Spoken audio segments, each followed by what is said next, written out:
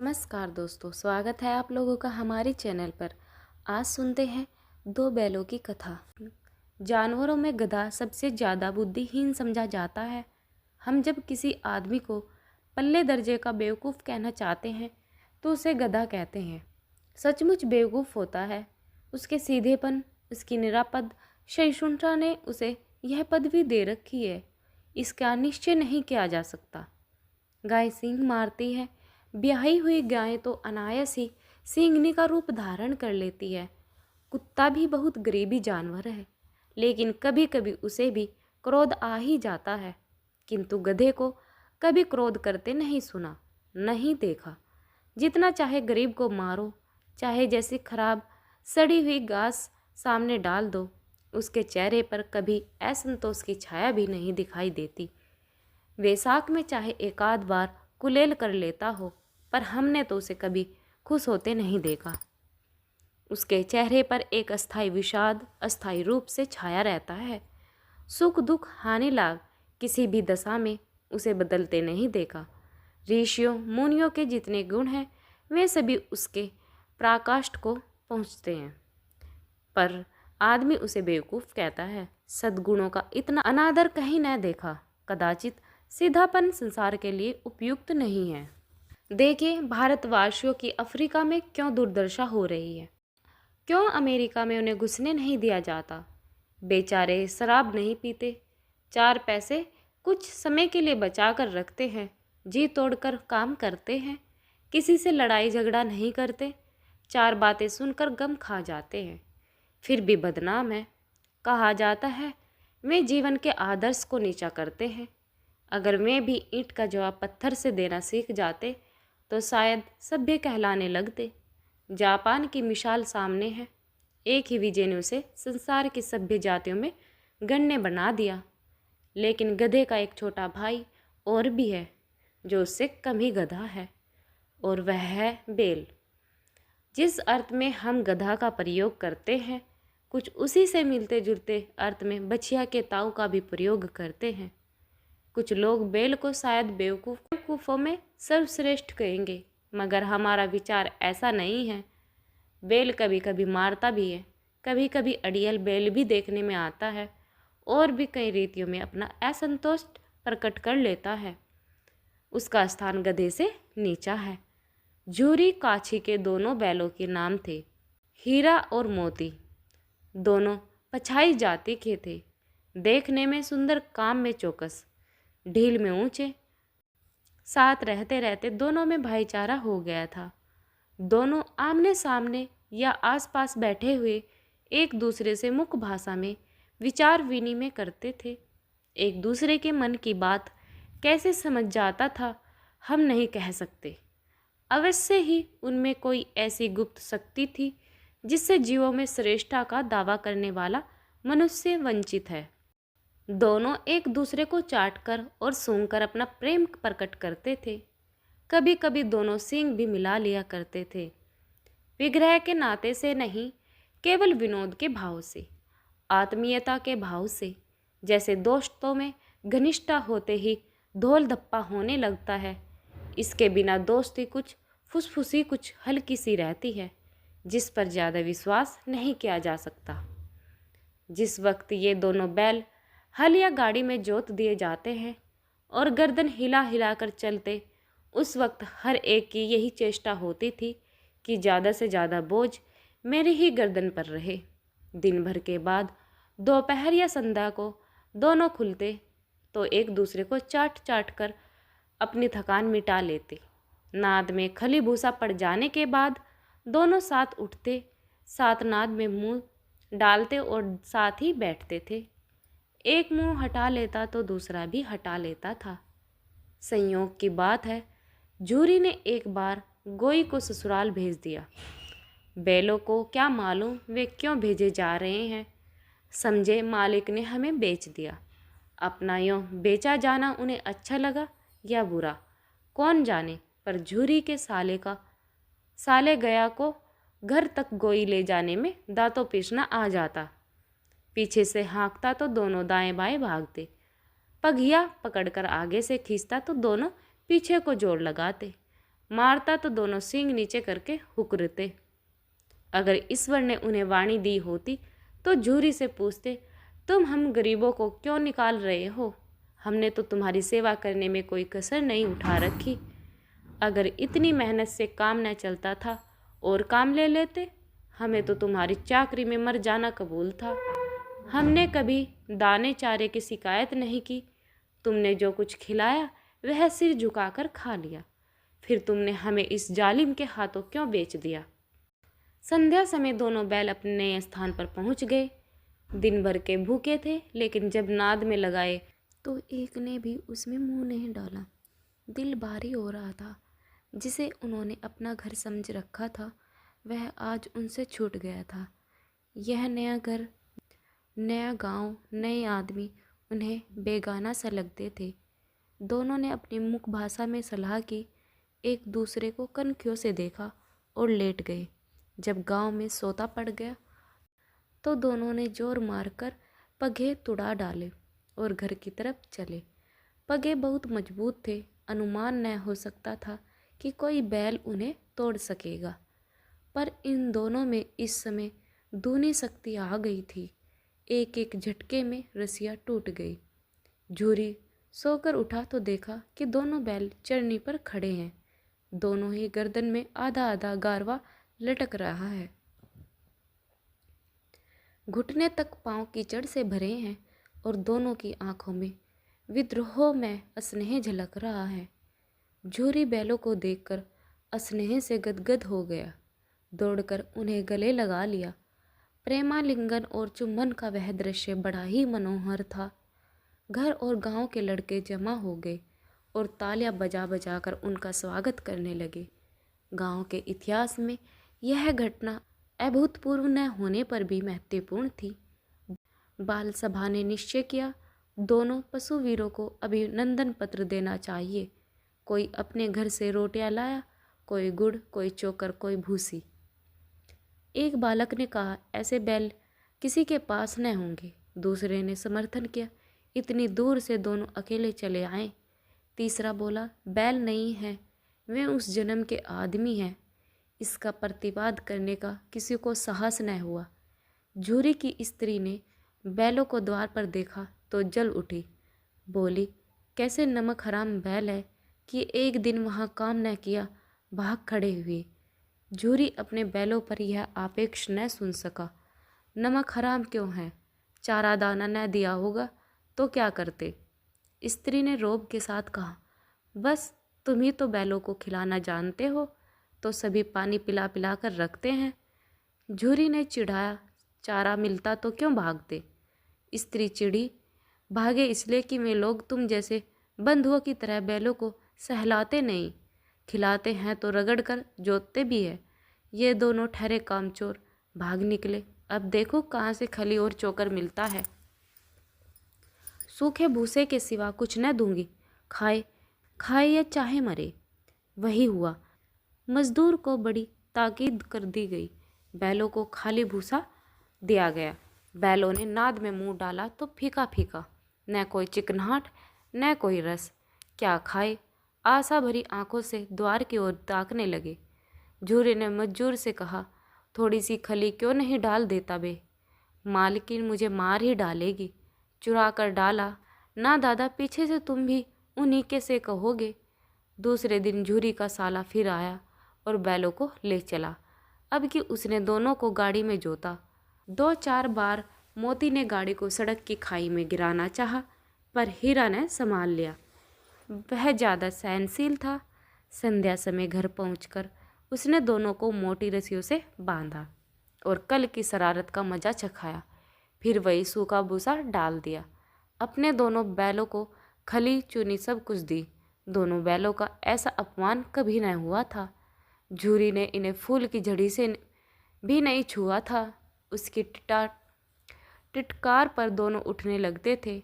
यहाँ मार पड़ी, आहत, सम्मान की व्यथा तो थी ही, उस पर मिला सूखा भूसा।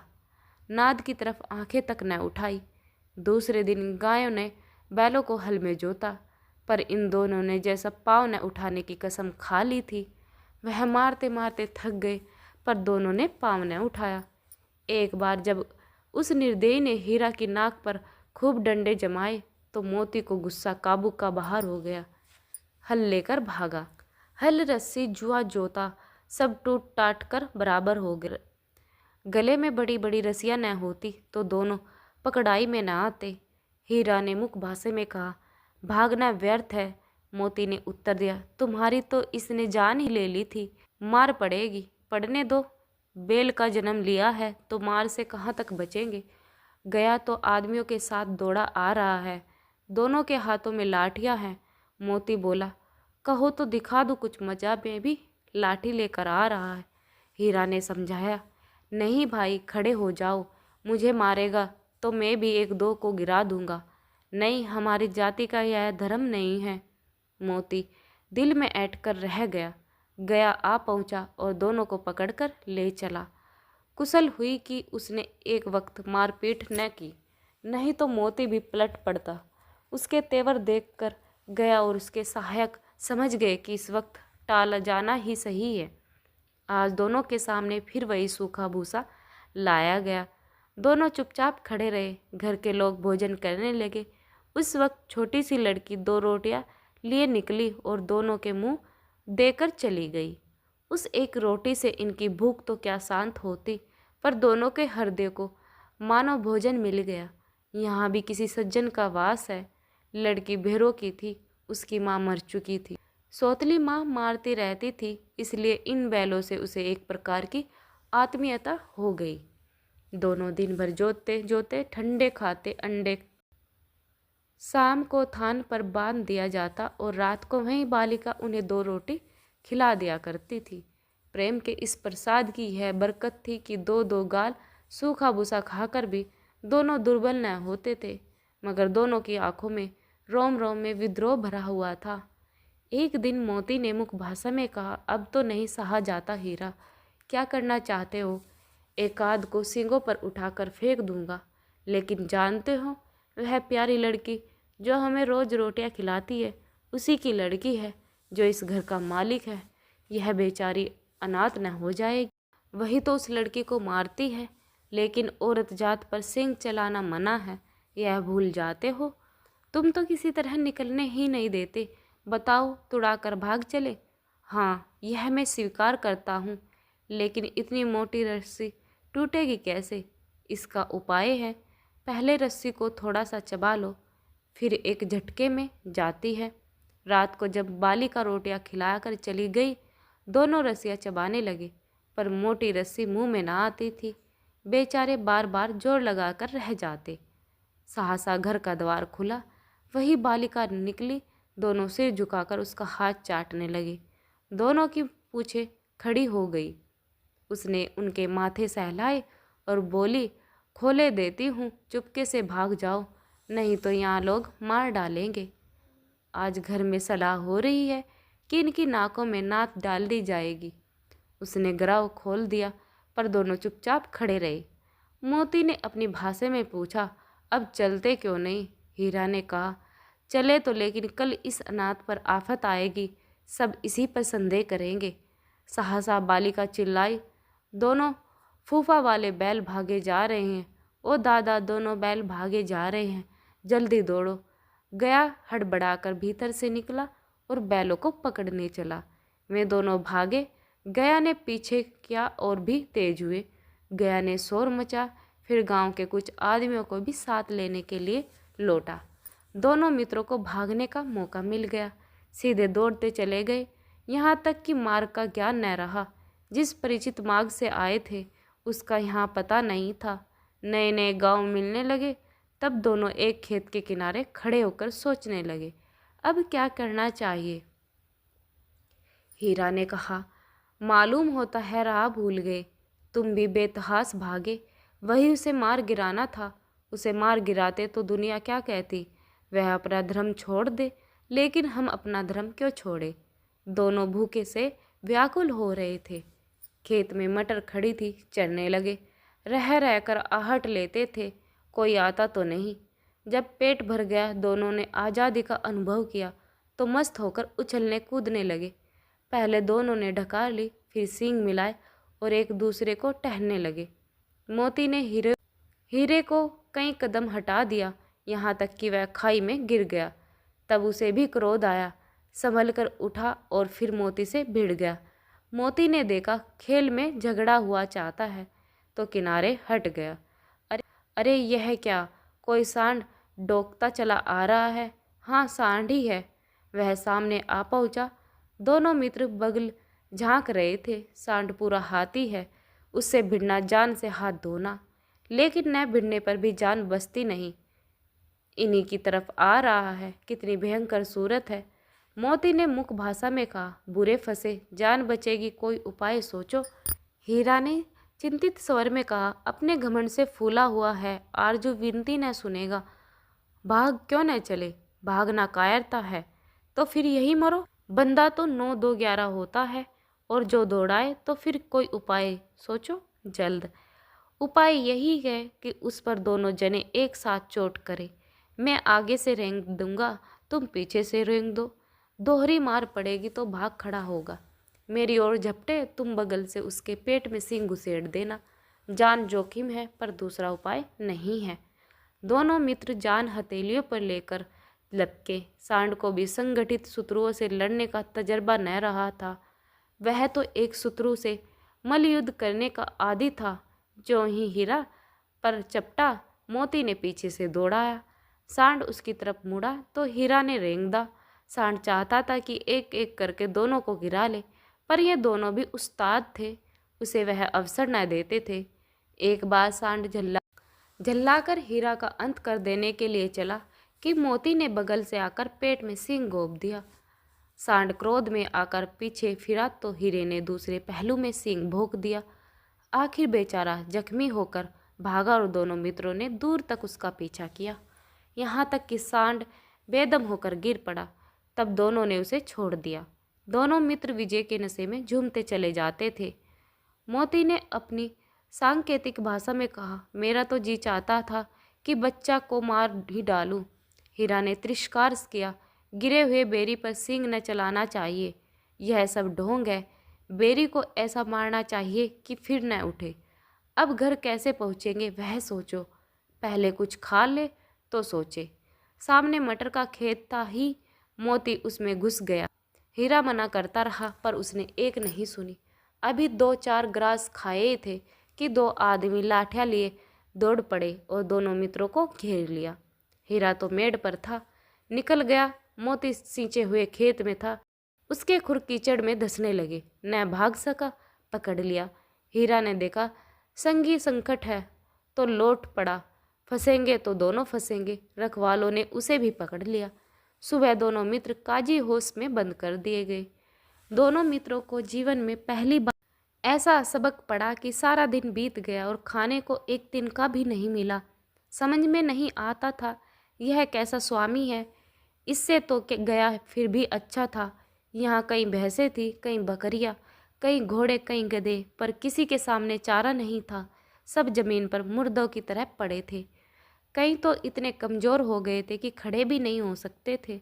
सारा दिन दोनों फाटक की ओर टकटकी लगाए ताक रहे थे। कोई चारा लेकर आता नहीं दिखाई दिया। तब दोनों ने दीवार की नमकीन मिट्टी चाटनी शुरू की, पर इससे क्या तृप्ति होती। रात को भी जब कुछ भोजन नहीं मिला, हीरा के दिल में विरोध की ज्वाला धड़क उठी। मोती से बोला, अब तो नहीं रहा जाता मोती। मोती ने सिर लटकाए हुए जवाब दिया, मुझे तो मालूम होता है प्राण निकल रहे हैं। इतनी जल्द हिम्मत न हारो भाई, यहाँ से भागने का कोई उपाय निकालना चाहिए। आओ दीवार तोड़ डाले। मुझसे तो अब कुछ नहीं होगा, बस इसी बूते पर अकड़ते थे। सारी अकड़ निकल गई। बाड़े की दीवार कच्ची थी, हीरा मजबूत तो था ही। अपने नुकीले सींग दीवार में गाड़ दिए और जोर से मारा तो मिट्टी का एक चिपट निकल आया। फिर तो उसका साहस बढ़ा। इसने दौड़ दौड़ कर दीवार पर चोटे की और हर चोट में थोड़ी थोड़ी मिट्टी गिराने लगी। उसी समय काजी होश का चौकीदार लालटेन लेकर जानवरों की हाजिरी लेने निकला। हीरा का उजापन देखकर उसने उसे कहीं डंडे रसीद किए, मोटी सी रस्सी से बांध दिया। मोती ने पड़े पड़े कहा, आखिर मार खाई, क्या मिला? अपने बूते भर जोर तो मार दिया। ऐसा जोर मारना किस काम का कि और बंधन में पड़ गए। जोर तो मारता ही जाऊंगा, चाहे कितने ही बंधन पड़ते जाए। जान से हाथ धोना पड़ेगा, कुछ परवाह नहीं, यूं भी मरना ही है। सोचो दीवार खुद जाती तो कितनी जान बच। इतने भाई यहाँ बंद है, किसी के देह में जान नहीं है। 2-4 दिन और यही हाल रहा तो सब मर जाएंगे। हाँ, यह बात तो है। अच्छा लो तो फिर मैं भी जोर लगाता हूँ। मोती ने भी दीवार में उसी जगह सींग मारा। थोड़ी सी मिट्टी गिरी तो हिम्मत और बढ़ी। फिर तो वह दीवार में सींग लगाकर इस तरह जोर करने लगा मानो किसी प्रतिद्वंदी से लड़ रहा है।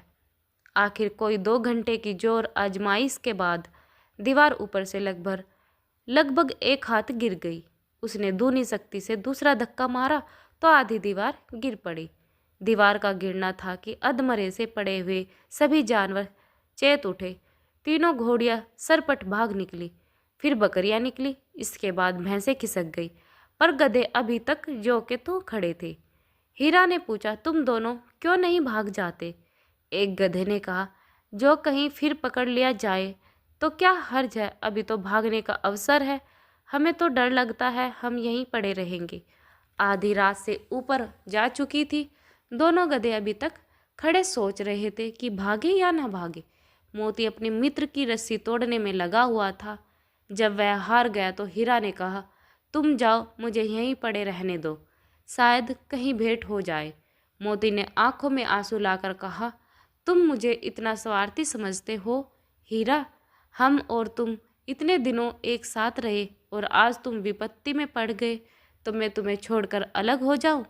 हीरा ने कहा, बहुत मार पड़ेगी, लोग समझ जाएंगे यह तुम्हारी शरारत है। मोती गर्व से बोला, जिस अपराध के लिए तुम्हारे गले में बंधन पड़ा उसके लिए अगर मुझ पर मार पड़े तो क्या चिंता। इतना तो हो ही गया कि 9-10 प्राणियों की जान बच गई। वे सब तो आशीर्वाद देंगे।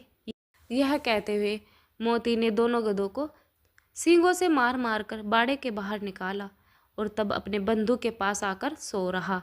भोर होते ही मुंशी और चौकीदार तथा अन्य कर्मचारियों में कैसी खलबली मची, इसके लिखने की जरूरत नहीं। बस इतना ही काफ़ी है कि मोती की खूब मरम्मत हुई और उसे भी मोटी रस्सी से बांध दिया गया। 1 सप्ताह तक दोनों मित्र बंधे पड़े रहे। किसी ने चारे का एक तृण भी न दिया। हाँ, एक बार पानी दिखा दिया जाता था, यही उनका आधार था। दोनों इतने दुर्बल हो गए थे कि कहीं उठा नहीं जाता था। ठहरिया निकल आई थी। एक दिन बाड़े के सामने डुग्गी बजने लगी और दोपहर होते होते वहाँ 50-60 आदमी जमा हो गए। तब दोनों मित्र निकाले और उनकी देखभाल होने लगी। लोग आकर उनकी सूरत देखते मन फीका करके चले जाते। ऐसे मृतक बैलों का कौन खरीदार होगा? सहसा एक दढ़ियल आदमी जिसकी आंखें लाल थी और मुद्रा अत्यंत कठोर आया और दोनों मित्रों के कुल्लों में उंगली गोदकर मुंशी से बोला। उसका चेहरा देखकर अत्यंत जान से दोनों मित्रों के दिल कांप उठे। वह कौन है और उन्हें क्यों टटोल रहा है, इस विषय में उन्हें कोई संदेह नहीं हुआ। दोनों ने एक दूसरे को भीत नेत्रों से देखा और सिर झुका लिया। हीरा ने कहा, गया के घर से ना भागे, अब जान न बचेगी। मोती ने अश्रुदत्ता के भाव से उत्तर दिया, भगवान सबके ऊपर दया करते हैं, उन्हें हमारे ऊपर क्यों दया नहीं आती? भगवान के लिए हमारा मरना जीना दोनों बराबर है। चलो अच्छा ही है, कुछ दिन उसके पास तो रहेंगे। एक बार भगवान ने उस लड़की के रूप में हमें बचाया था, अब न बचाएंगे। यह आदमी छुरी चलाएगा, देख लेना। तो क्या चिंता है, मांस खाल सींग हड्डी सब किसी न किसी काम आ जाएगी। नीलाम हो जाने के बाद दोनों मित्र उस धड़ियल के साथ चले। दोनों की बोटी बोटी कांप रही थी। बेचारे पांव तक न उठा सकते थे, पर भय के मारे गिरते पड़ते भागे जाते कि वह जरा भी चाल धीमी हो जाने पर जोर से डंडा जमा देता था। राह में गाय बैलों का रेवड़े हरे हार में चरता नजर आया। सभी जानवर प्रसन्न थे। चिकने चपल कोई उछलता था, कोई आनंद से बैठा पागुर करता था। कितना सुखी जीवन था इनका, पर कितने स्वार्थी है सब। किसी को चिंता नहीं कि उनके 2 भाई बधिक के हाथ पड़े कैसे दुखी हैं। साथ दोनों को ऐसा मालूम हुआ कि यह परिचित रहा है। हाँ, इसी रास्ते से गया उन्हें ले गया था। वही खेत, वही बाग वही गांव मिलने लगे। प्रतिक्षण उनकी चाल तेज होने लगी। सारी थकान सारी दुर्बलता गायब हो गई। यह लो अपना ही हार आ गया। इसी कुएं पर हम पूरे चलान आया करते थे, यही कुआं है। मोती ने कहा हमारा घर नगीचा आ गया। हीरा बोला भगवान की दया है, मैं तो अब घर भागता हूँ। यह जाने देगा इसे मार गिराता हूँ। नहीं नहीं, दौड़कर थान पर चलो, वहाँ से हम आगे न जाएंगे। दोनों उन्मत्त होकर बछड़ों की भांति कुल्ले कुल्ले करते घर की ओर दौड़े। वह हमारा थान है। दोनों दौड़कर अपने थान पर आए और खड़े हो गए। धड़ियल भी पीछे पीछे दौड़ा चला आता था। झूरी द्वार पर बैठा धूप खा रहा था। बैलों को देखते ही दौड़ा और उन्हें बारी बारी से गले लगाने लगा। मित्रों की आंखों में आनंद के आंसू बहने लगे। एक झूरी का हाथ चाट रहा था। धड़ियल ने जाकर बैलों की रस्सियां पकड़ ली। झूरी ने कहा मेरे बैल है। तुम्हारे बैल कैसे? मैं मवेशी खाने से नीलाम लिए आता हूँ। मैं तो समझता हूँ चुरा लिए आते हो। चुपके से चले जाओ, मेरे बैल है, मैं बेचूंगा तो बिकेंगे।